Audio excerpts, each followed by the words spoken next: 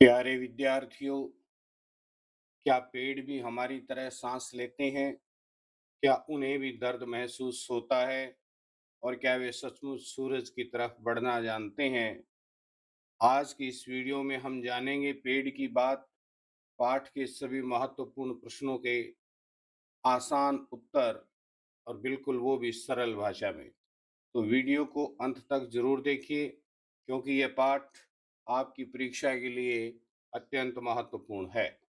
नमस्कार विद्यार्थियों, मैं हूं विनोद कुमार वेदालंकार और आप देख रहे हैं वीके हिंदी संस्कृत गुरुकुल। तो आज हम पढ़ेंगे पेड़ की बात, जो कि हमारी मल्हार पुस्तक में कक्षा छठी में 13वां पाठ है, जिसके लेखक हैं जगदीश चंद्र बसु। तो उन्होंने बहुत ही रोचक तरीके से ये बताया है कि पेड़ पौधे भी जीवित होते हैं, उनका भी जीवन चक्र होता है, वे भी भोजन करते हैं, वे भी बढ़ते हैं, और वे भी अपनी संतान इस सृष्टि में छोड़कर चले जाते हैं और प्रकृति के साथ मिलकर जीवन को सुंदर बनाते हैं। तो चलिए शुरू करते हैं इस पाठ के प्रश्न अभ्यास को। प्यारे बच्चों, अपनी पुस्तक खोल लीजिए और पेंसिल लेकर के बैठ जाइए। तो इस कड़ी में सर्वप्रथम है पाठ से, और इसका पहला बिंदु है मेरी समझ से। तो इसका कै प्रश्न है, नीचे दिए गए प्रश्नों का सटीक उत्तर कौन सा है, उसके सामने तारा बनाइए। सटीक का मतलब होता है 100% राइट, बिल्कुल। तो ये जो ऑप्शन यहाँ दे रखे हैं, इनमें से आपको कई सारे जो ऑप्शन हैं, 4 ऑप्शन हैं, तो हो सकता है एक से अधिक ऑप्शन आपको सही उत्तर नजर आए, लेकिन उनमें से एक ही ऑप्शन, एक ही विकल्प बिल्कुल सही उत्तर है, उसी को चुनना है। तो पहला प्रश्न, जैसे पौधे को भी सब भेद मालूम हो गया हो, तो पौधे को कौन सा भेद पता लग गया था? तो अगर आपने इस वीडियो का फर्स्ट पार्ट बहुत ध्यान से सुना है, तो आप इसका उत्तर आसानी से ढूंढ लेंगे। तो इसमें 4 ऑप्शन है। पहला है उसे लटकाया गया है, दूसरा उसे किसी ने सजा दी है, तीसरा बच्चे को गमला रखना नहीं आया, चौथा प्रकाश ऊपर से आ रहा है। तो इसमें जो पहला ऑप्शन है वही इसका सटीक उत्तर है, तो उसी के सामने आप स्टार बना देंगे, तारा बना देंगे। दूसरा प्रश्न है, पेड़ पौधे जीव जंतुओं के मित्र कैसे हैं? देखिए, इसके भी 4 विकल्प हमारे सामने हैं। हमारे जैसे ही सांस लेते हैं, हमारे जैसे ही भोजन ग्रहण करते हैं, हवा को शुद्ध करके हमारी सहायता करते हैं, और धरती पर हमारे साथ ही जन्मे हैं। तो इस प्रकार से दूसरे प्रश्न के यहाँ पर 4 विकल्प उपलब्ध हैं। तो देखिए, इसका जो तीसरा विकल्प है कि हवा को शुद्ध करके सहायता करते हैं, इसीलिए जो पेड़ पौधे हैं वो जीव जंतुओं के मित्र हैं। अब इसका ख बिंदु देख लीजिए क्या है। अब अपने मित्रों के साथ चर्चा कीजिए और कारण सहित बताइए कि आपने इन्हीं विकल्पों को क्यों चुना, आपने इन्हीं उत्तरों को क्यों चुना। तो देखिए, बता देते हैं। हमने पहला उत्तर इसलिए चुना क्योंकि पौधे प्रकृति के नियमों के अनुसार प्रकाश की दिशा में बढ़ते हैं, और जब पौधे को उल्टा लटकाया जाता है, तब भी वह प्रकाश की ओर ही मुड़ने लगता है, आकाश की ओर ही मुड़ने लगता है। तो उनके अंदर भी सेंसनेस है, उनके अंदर भी संवेदनाएं हैं, उनके अंदर भी ज्ञानेंद्रियां हैं, उन्हें पता लग जाता है कि प्रकाश कहाँ से आ रहा है, आकाश किधर है, सूरज किस तरफ है, रोशनी किस तरफ है, इसलिए वो ऊपर की तरफ बढ़ते हैं। दूसरे प्रश्न के उत्तर में पेड़ पौधे हमारे मित्र इस कारण हैं कि वे हवा को शुद्ध करते हैं, वे कार्बन डाइऑक्साइड को ग्रहण करते हैं और ऑक्सीजन को छोड़ते हैं, जिससे जीव जंतुओं को सांस लेने में सहायता मिलती है, क्योंकि इसी से जीव जंतुओं की जीवन प्रणाली आगे बढ़ती है, या पर्यावरण का संतुलन बनाए रखने में सबसे अहम है, सबसे अधिक जरूरी है। प्यारे बच्चों, आगे चलते हैं। अगला बिंदु इसमें है पंक्तियों पर चर्चा। ठीक है, पंक्तियों पर चर्चा कर लेते हैं। तो पाठ में से चुनकर कुछ पंक्तियां नीचे दी गई हैं। ये पंक्तियां आपके पाठ में से ही सिलेक्ट करके दी गई हैं, इन्हें ध्यान से पढ़िए और इन पर विचार कीजिए। आपको इनका क्या मीनिंग, क्या अर्थ समझ में आया? अपने विचार अपने समूह में साझा कीजिए, अपने दोस्तों के साथ, अपने पेरेंट्स के साथ, अपने दादा-दादी के साथ और अपने लेखन पुस्तिका में लिखिए। ये बहुत इंपॉर्टेंट है, लेखन पुस्तिका में लिखिए। इसका मतलब ये है कि आपको आपकी जो एक्सरसाइज नोटबुक है, उसमें इन प्रश्नों के उत्तर आपको लिखने भी हैं। और चर्चा करने के इसलिए बोला गया है, क्योंकि चर्चा करने से ये बात, ये कॉन्सेप्ट आपको बिल्कुल क्लियर हो जाएगा। तो इसमें क्या प्रश्न है, पढ़ लेते हैं। पेड़ पौधों के रेशे रेशे में सूरज की किरणें आबद्ध हैं। ईंधन को जलाने पर जो प्रकाश व ताप बाहर प्रकट होता है वह सूर्य की ही ऊर्जा है।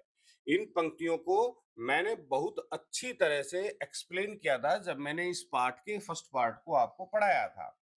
तो अगर कोई डाउट है तो आप इसका फर्स्ट पार्ट दोबारा से पढ़ सकते हैं, इस वीडियो का देख सकते हैं। तो इसका उत्तर क्या है?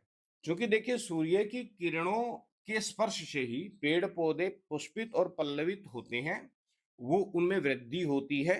इसलिए पेड़ पौधों के रेशे रेशे में सूर्य का प्रकाश व्याप्त है, समाया हुआ है। स्पष्ट है कि ईंधन को जलाने पर जो पेड़ पौधा जब सूख जाता है और वो एक सूखी लकड़ी का रूप धारण कर लेता है, और जब हम उसको जलाते हैं तो उसमें से दो चीजें हमें प्राप्त होती हैं, एक तो प्रकाश और दूसरा ऊष्मा यानी कि गर्मी। तो इससे सूर्य से भी दो ही चीजें हमें प्राप्त होती हैं, एक ऊष्मा यानी कि गर्मी और दूसरा प्रकाश।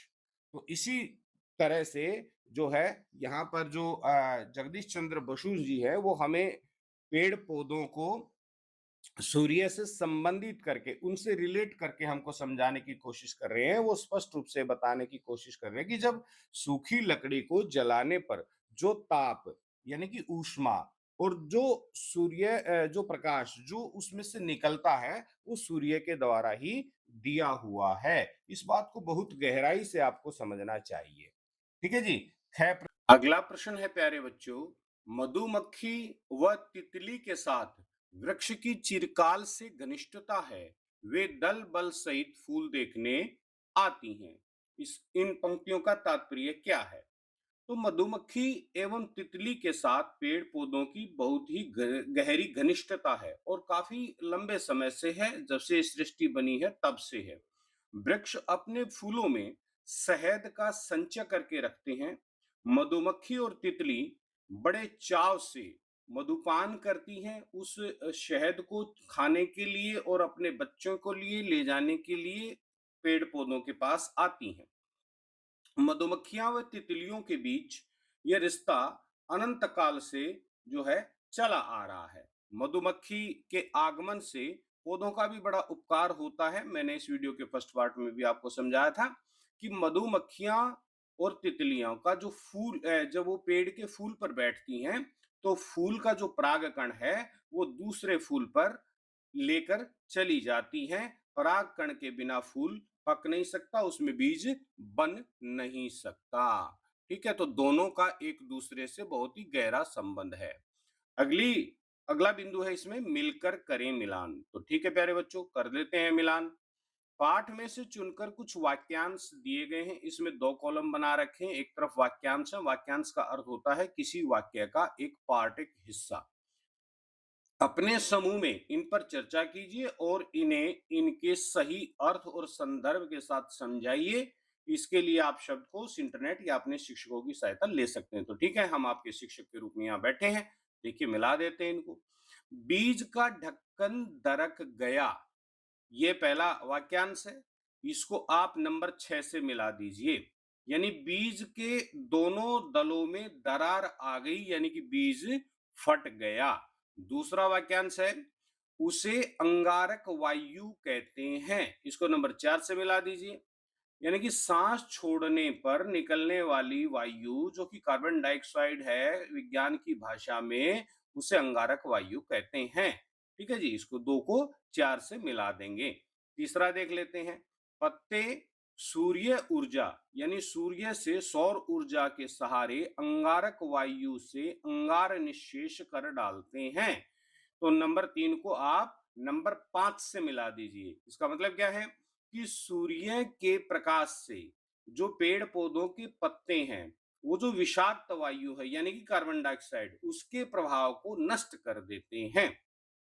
ठीक है जी। चौथा इसमें वाक्यांश क्या है? प्रकाश ही जीवन का मूल मंत्र है। ठीक है जी। नंबर 4 को आप नंबर 2 से मिला दीजिए, यानी जीवन के लिए सूर्य का प्रकाश ही आधार शक्ति है, वही सबसे इंपॉर्टेंट है, वही सबसे महत्वपूर्ण है। नंबर 5वां वाक्यांश देख लेते हैं। जैसे फूल फूल के बहाने स्वयं हंस रहा हो, तो नंबर 5 को नंबर 3 से मिला दीजिए। कहने का मतलब क्या है कि अपनी संपन्नता और भावी पीढ़ी की उत्पत्ति से प्रसन्न और संतुष्ट होकर के वो प्रसन्नचित्त हो रहा है, खुश हो रहा है। छठा वाक्यांश क्या है? इस अपरूप उपादान से किस तरह ऐसे फूल खिल सकते हैं? अपरूप उपादान का मतलब क्या है? जो खाद आदि है, सड़ी हुई चीजें हैं, उनसे किस तरह से फूल खिल सकता है? तो इसको नंबर 1 से मिला दीजिए। यानी मटमैली माटी और विषाक्त वायु यानी कि कार्बन डाइऑक्साइड से सुंदर सुंदर फूल जो है खिल जाते हैं। ये जो बेकार की चीजें हैं, ये सुंदर सुंदर फूलों में परिवर्तित हो जाती हैं। तो इस प्रकार से आप इनका मिलान कर देंगे। ठीक है जी। आगे चलते हैं जी। सोच विचार के लिए बहुत ही महत्वपूर्ण है। पाठ को एक बार फिर से पढ़िए, पता लगाइए और लिखिए। पहला प्रश्न क्या है कि बीज के अंकुरित होने में किस किस का सहयोग मिलता है? तो इसका उत्तर यहां दे रखा है, बता रहे हैं हम। बीज के अंकुरित होने में हवा, प्रकाश, पानी और मिट्टी, इन चारों चीजों का मिलकर के प्रमुख भूमिका रहती है और ये वातावरण को बनाते हैं, वातावरण का निर्माण करते हैं, अनुकूल वातावरण का निर्माण करते हैं और बीज जो है अंकुरित हो जाता है। ठीक है जी। ख प्रश्न क्या है प्यारे बच्चों? पौधे अपना भोजन कैसे प्राप्त करते हैं? तो देखिए, मैंने इस वीडियो के फर्स्ट पार्ट में भी आपको बताया था कि पेड़ पौधे केवल तरल द्रव्य या वायु से अपना भोजन ग्रहण करते हैं। पेड़ पौधे जड़ के द्वारा, जो मिट्टी के अंदर जड़ होती पेड़ पौधों की, उस जड़ के द्वारा मिट्टी से रसपान करते हैं, पोषक तत्वों को सोख लेते हैं और मिट्टी में पानी डालने पर उनके भीतर बहुत से जो द्रव्य हैं वो गल करके नरम हो करके पेड़ पौधों का भोजन बनते हैं। पेड़ पौधे वे तमाम द्रव्यों को सोख लेते हैं और जड़ को पानी न मिलने पर पेड़ पौधे का जो भोजन है वो बंद हो जाता है और पेड़ पौधा मर जाता है। ठीक है जी। अगला बिंदु है इसमें लेख की रचना। तो ठीक है जी, लेख की रचना कर लेते हैं। जैसे कि जगदीश चंद्र बसु जी ने ये विज्ञान से संबंधित लेख की रचना की। तो इस लेख में एक के बाद एक विचार को लेखक ने सुसंगत रूप से प्रस्तुत किया। बिल्कुल बहुत ही सुंदर तरीके से, सुसंगत माने बहुत ही सुंदर तरीके से प्रस्तुत किया। गमले को औंधा लटकाना या मूली को काट कर बोना, जैसे बहुत सारे उदाहरण देकर अपनी बात को उन्होंने समझाया। और इस लेख का एक तरीका है, इसका एक ढंग है। तो अपने तथ्य, तथ्य माने फैक्ट्स को वास्तविकता और व्यावहारिकता से जोड़ना भी इस लेख की एक खास विशेषता रही है। ठीक है जी। तो इसमें कई बिंदु क्या है, पढ़ लेते हैं। जैसे लेखक ने पेड़ की बात कही है, वैसे ही अपने आसपास की चीजें आपने देखनी है, देखिए, और किसी एक चीज पर आपको भी लेख लिखना है। जैसे हम खेती किसानी से जुड़े हुए लोग हैं, तो हम गेहूं की बात कर लेते हैं प्यारे बच्चों। ठीक है, तो गेहूं की बात के ऊपर मैंने एक छोटा सा लेख एग्जाम्पल के तौर पर यहाँ दिया है। आप दूसरा कोई अपने ज्ञान से, अपने व्यवहार से, अपने अनुभव से लिख सकते हैं। तो क्या लिखा? छोटा सा गेहूं का बीज मिट्टी में सोता है, पानी, सूरज की रोशनी और प्यार पाकर वह तुरंत अंकुर बन जाता है। धीरे धीरे हरा पौधा बड़ा होकर सुनहरी बालियों से भर जाता है। किसान इसे खेतों में उगाते हैं, पानी देते हैं, खाद देते हैं, सुरक्षा करते हैं और ध्यान रखते हैं। जब फसल तैयार होती है तो गेहूं से आटा, रोटी और कई प्रकार की स्वादिष्ट चीजों का निर्माण होता है। हमारी सेहत के लिए गेहूं बहुत ज्यादा जरूरी है। इसलिए हमें इसे बचाना चाहिए और कभी भी खाना बर्बाद नहीं करना चाहिए। ठीक है जी? तो इस प्रकार से आप एक छोटा लेख लिख सकते हैं। किसी दूसरी फसल के ऊपर भी आप लिख सकते हैं। मैंने यहाँ पर गेहूँ के ऊपर आपको लिख करके दिया है। इसमें क्या पार्ट है, उसे कक्षा में सबके साथ साझा कीजिए। तो जो भी आप लिखेंगे उसे आप अपने फ्रेंड्स के साथ, अपने क्लास में, अपने साथियों के साथ उसको प्रस्तुत करेंगे। अगला बिंदु है इसमें अनुमान और कल्पना। तो अनुमान और कल्पना के तहत हमको क्या करना है देख लेते हैं। इसमें जो क बिंदु है वो क्या है। इस तरह संतान के लिए अपना जीवन न्योछावर करके वृक्ष समाप्त हो जाता है। वृक्ष के समापन होने के बाद क्या होता है, ये बहुत इंपॉर्टेंट है। देख लीजिए क्या होता है भाई। तो वृक्ष के गिरने के बाद, यानी वृक्ष जब समाप्त हो जाता है, वृक्ष के गिरने के बाद उससे हमें कई सारी चीजें मिलती हैं। जैसे लकड़ी मिलती है, ईंधन मिलता है, फर्नीचर के लिए लकड़ी मिलती है, उसके तने से, उस लकड़ी से लुगदी बना करके हम कागज बनाते हैं और कई सारी औषधियों में भी हम उसको प्रयोग करते हैं। उसके सूखे पत्ते मिट्टी में मिलकर खाद बना देते हैं, जिससे पृथ्वी की, धरती की उर्वरकता बढ़ती है, उसका उपजाऊपन बढ़ता है। और सबसे बड़ी बात यह है कि वो अपने बीज छोड़ करके चले जाते हैं, जिससे नए पेड़ उगते हैं और जीवन फिर से शुरू हो जाता है। तो इस प्रकार से आप इसका उत्तर लिख सकते हैं। आगे चलते प्यारे बच्चों, ख बिंदु इसका क्या है। देखिए, पेड़ पौधों के बारे में लेखक की रुचि कैसे जागृत हुई होगी, ये आपको अनुमान लगाना है कि लेखक का इंटरेस्ट कैसे जागा होगा पेड़ पौधों में, नेचर में। तो देखिए, शायद अब हम अंदाजा लगा रहे हैं, अनुमान लगा रहे हैं कल्पना के माध्यम से। शायद लेखक ने बचपन में पेड़ पौधों को बड़े ध्यान से देखा होगा, बीजों को उगते हुए देखा होगा, खेत खलिहानों में समय बिताया होगा। प्रकृति की सुंदरता और उसकी उपयोगिता ने लेखक को पेड़ों के बारे में लिखने के लिए, पेड़ों के बारे में, पेड़ पौधों और प्रकृति के बारे में जानने के लिए प्रेरित किया होगा। ऐसा मेरा अंदाजा है। आपका जो अंदाजा है, आपका जो अनुमान है, वो आप भी लिख सकते हैं। मैंने तो आपको एक रास्ता मात्र बताया है। ठीक है जी। अब आपकी टेक्स्ट बुक में एक प्रवाह चार्ट दे रखा है। उस प्रवाह चार्ट को किस प्रकार से आपको मिलान करना है, वो सीरियल मैंने यहाँ पर दे रखा है, देख लीजिए। बीज से बीज तक की यात्रा का आरेख पूरा कीजिए। आरेख का मतलब होता है डायग्राम, तो उसको पूरा कर देते हैं। देखिए, सबसे पहले बीज, और बीज से फिर बना अंकुर, अंकुर से निकले पत्ते, उसके बाद निकले फूल, फूल से बनी कली, और फिर पत्ता, और फिर फल, और फिर बीज। यानी बीज से बीज तक, बीज से बीज तक का जो सफर है, जो यात्रा है, वो इस प्रकार से कंप्लीट हो जाती है। अगला बिंदु है प्यारे बच्चों इसमें अंकुरण।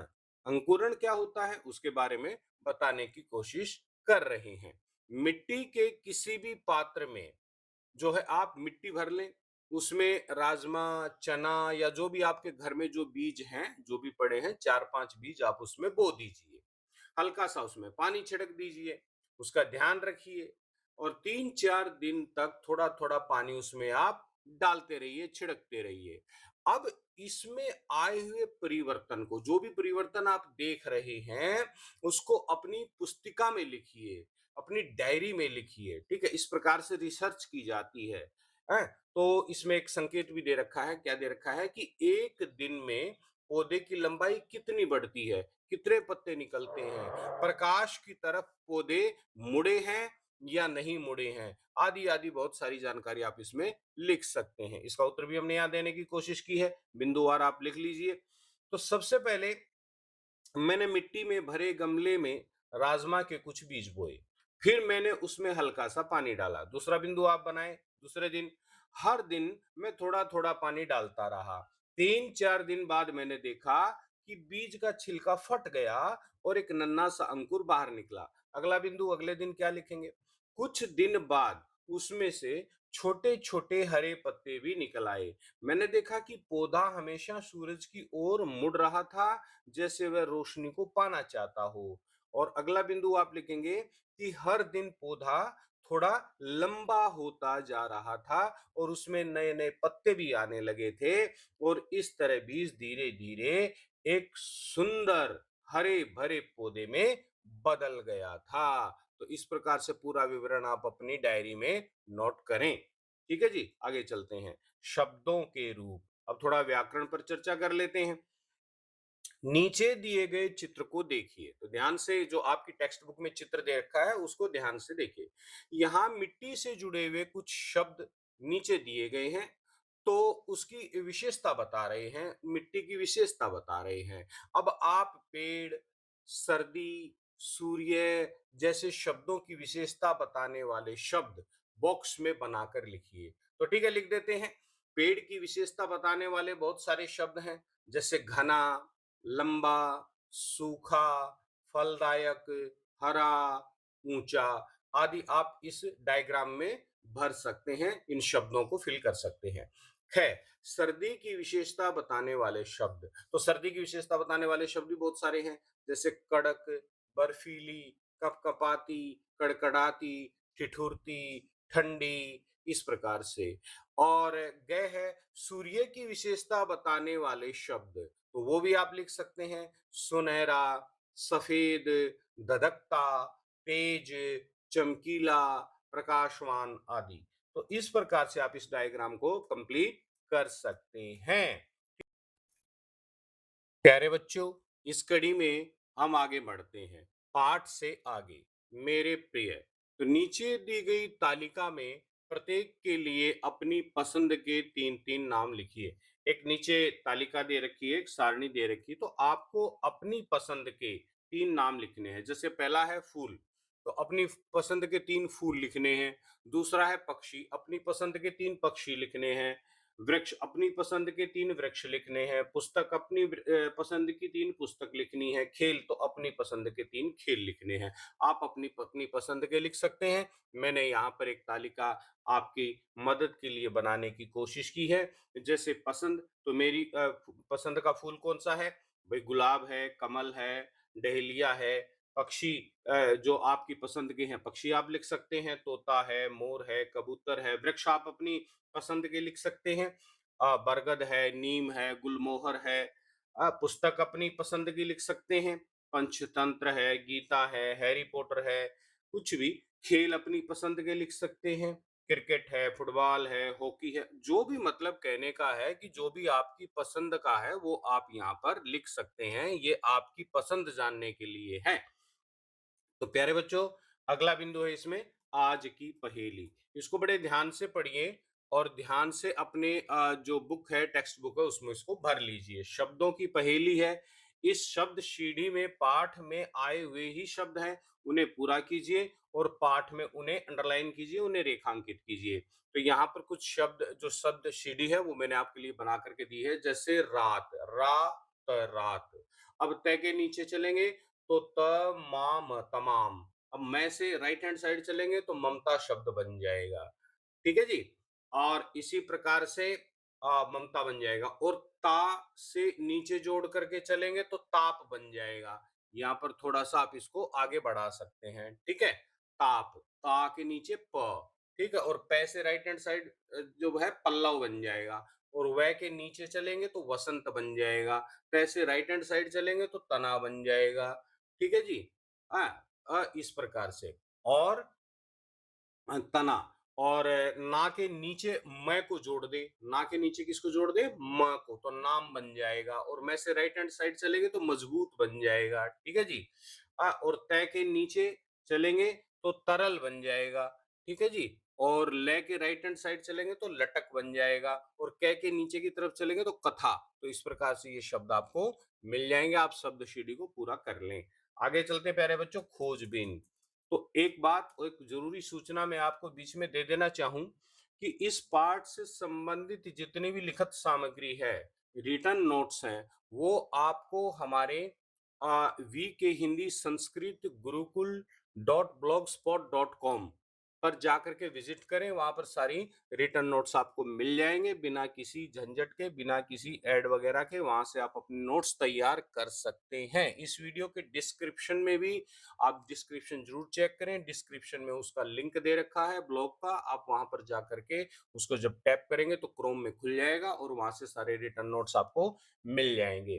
ठीक है, आगे चलते हैं प्यारे बच्चों। खोजबीन के लिए इंटरनेट टिप्पणियों का प्रयोग करके आप जगदीश चंद्र बसु के बारे में जान और समझ सकते हैं।